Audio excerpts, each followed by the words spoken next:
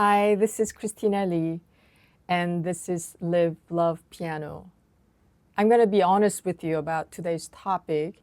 It was suggested by ChatGPT, and ChatGPT also said, "Oh, do you want me to write the script for you?" And I want you to know that the topic might have come from ChatGPT, but the content is all mine. I sat down and I really tried to ask the question, why do most approaches in piano lessons don't work? Now that's a bold claim. Most approaches don't work? Well, how can I say that? I can say that because so many people come to me and confess their sins when they know that I'm a piano teacher. They say, "Oh, I took piano lessons, but this happened. I did not practice, and I regret." And so this happens to me all the time, literally all the time. At some point, I said, being a piano teacher is like being a priest. Everybody wants to confess their musical sins to me. And these days, when someone says, "Oh, I took piano lesson as a child, but I was never good," I just say, "I forgive you. Go and sin no more." Anyway, that's a joke. I'm going to unpack at least 5 things in this video. And the first one is because most approaches are based only on reading, especially when that reading approach starts with middle C position. Middle C position is when you put your thumb, both of your thumbs, in middle C, and you start reading the 9 notes that your fingers play around that middle C. And this is how reading music often begins, because it seems like those are the first notes you should learn, and in some ways it does, but actually this middle C position is something that you never ever really use once you are out of that beginning stage. And in fact, it causes a lot of confusion in students, both in reading and in their physicality. So I talk about this in my other videos. I'm not going to go too much into it. So it just has to do with the limitations of just the reading approach, especially with middle C position as the starting point. The second reason is also very straightforward. Because of the limitations of the reading, beginner students are usually given songs and pieces that they're not interested in. And no one goes to piano thinking, "Wow, I'm just gonna play something that I don't enjoy for 3 months or 6 months." I mean, if you're one of those people, good on you, good for you. But most people have this dream of playing something that speaks to them, that they can express themselves. So most methods really don't have that. And many teachers don't provide that in their private teaching either. By the way, I'm not saying that number 1 reason is the most important reason. I just thought of these 5 things. They're not like in an order or a rank. The third reason is that students don't learn how music works in the process of learning to play the piano. And this is what happens when you're just focused on like learning one song or piece, and then you go to the next song or piece. And if you have a really good instructor, they will go much deeper into how that music is made. And through that process, you start understanding the makeup of music, the elements of music. But a lot of times, that doesn't happen because the teacher is just busy teaching you how to play the notes. And I'm not pointing fingers at any teachers, because it does get busy. And when a student doesn't understand how to play something, like teaching that note becomes a priority, because you don't want your student to go home and feel lost.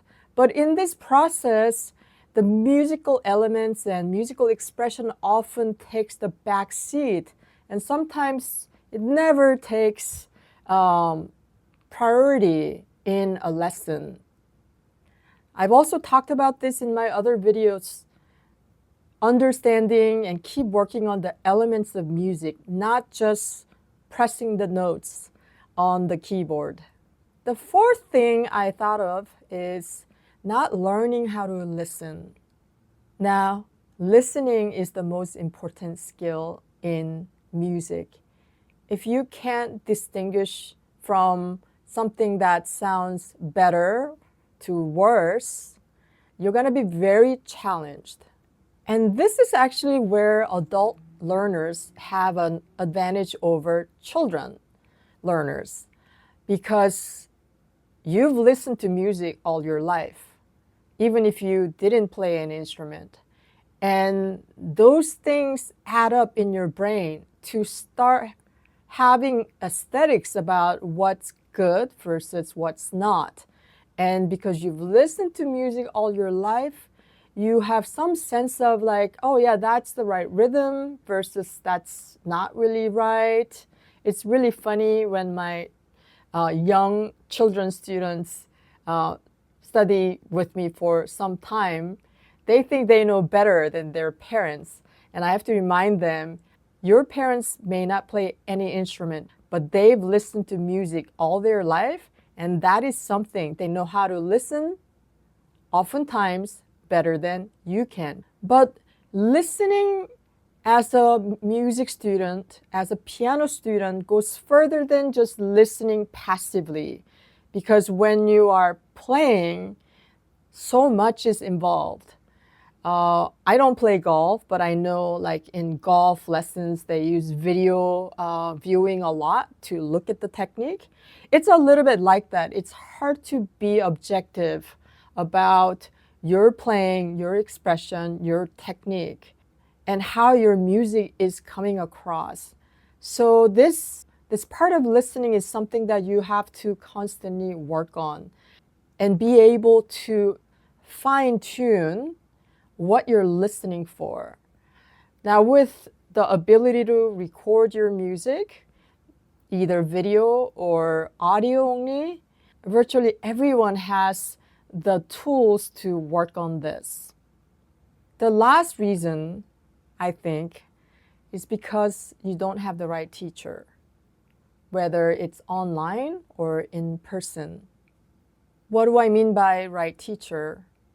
Right teacher is someone who is paying attention to some of the things that I have mentioned so far, if not all of the things. And let me be really fair, a teacher cannot pay attention to everything I talked about in every lesson. But overall, during a longer period, the right teacher is able to critique their own teaching to see what's missing in their teaching. Not only that, I think one of the most important things is to have a teacher that's inspiring. Now, when I started teaching, I didn't know the difference between an instructor and a teacher. I thought, oh, well, instructor sounds more maybe technical, more like professional. You know, teacher can be like anybody. But I feel very differently about the word instructor versus teacher. An instructor is somebody who instructs you. Teacher is someone who empowers you to learn. Information is just a part of teaching. Teaching is much bigger than that and much powerful than that. Before I went full-time into doing music, I did a lot of other things. One of the things I did is working in Christian ministries.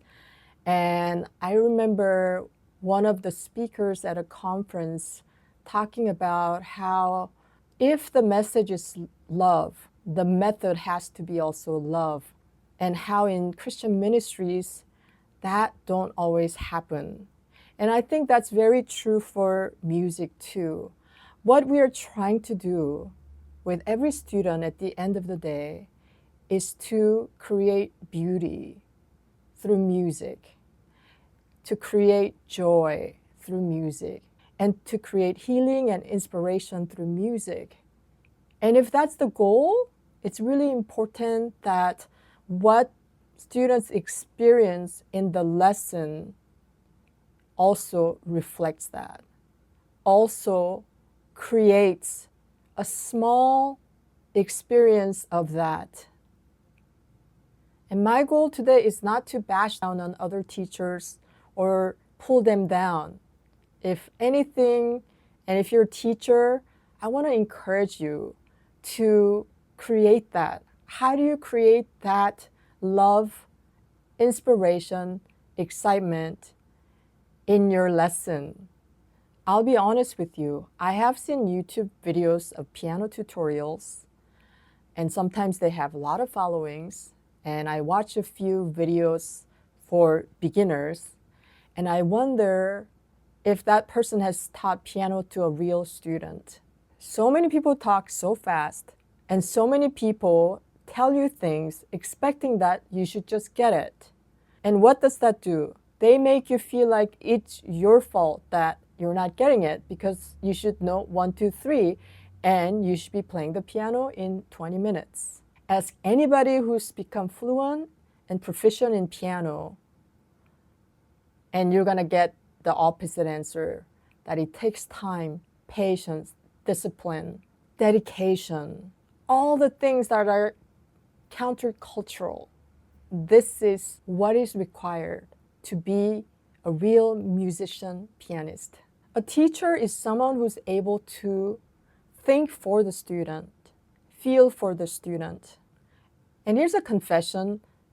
When I was teaching in my 20s, I didn't enjoy it because I didn't understand my students. And it's because piano actually came very easy for me. And reading music is something that happened very naturally for me. I do not remember really struggling with reading music. And so when I was young and I was teaching, I just didn't understand why people didn't get it. It wasn't until I turned 40 and I went through different careers and ups and downs of my life, and I felt this calling to come back to music and became a teacher. From a very humble place, I started seeing my students. I started paying a lot more attention to why something worked and why other things didn't work. Why it worked for this person and why it didn't work for the other person. I would eat breakfast and think about these things.